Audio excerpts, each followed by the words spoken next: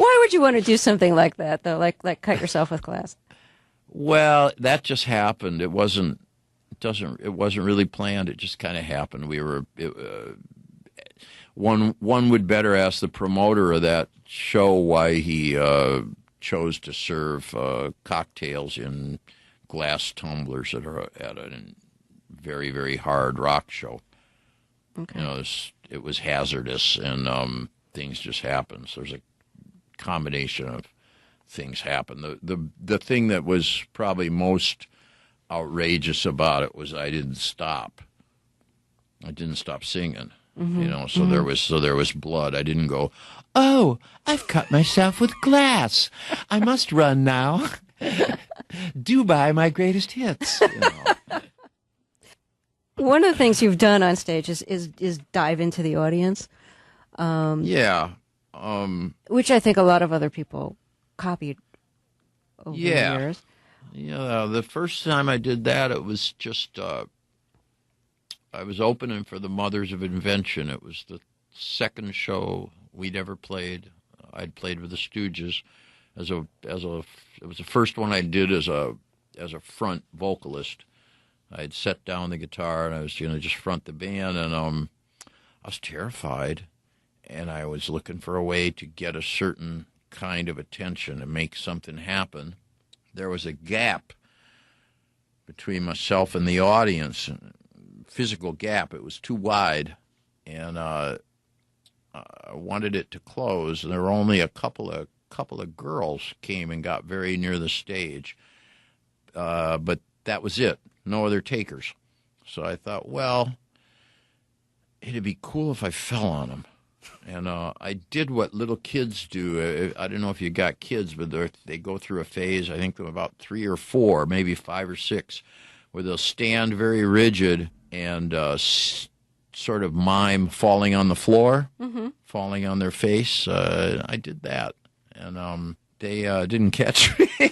So I had chipped a tooth pretty badly on that gig, but that began some of my fascination with crossing the proscenium.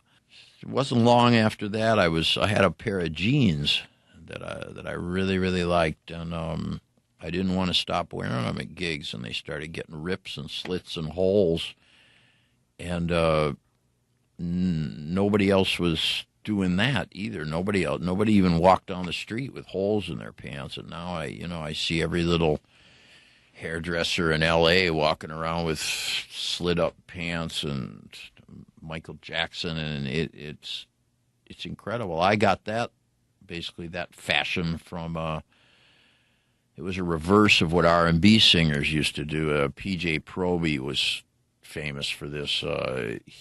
They would wear pants that were very, very thin and lightly basted instead of well sewn, and they go out on stage, and when they do an acrobatic split or something, the pants would rip open, and it was supposed to be a sexually charged event in the show.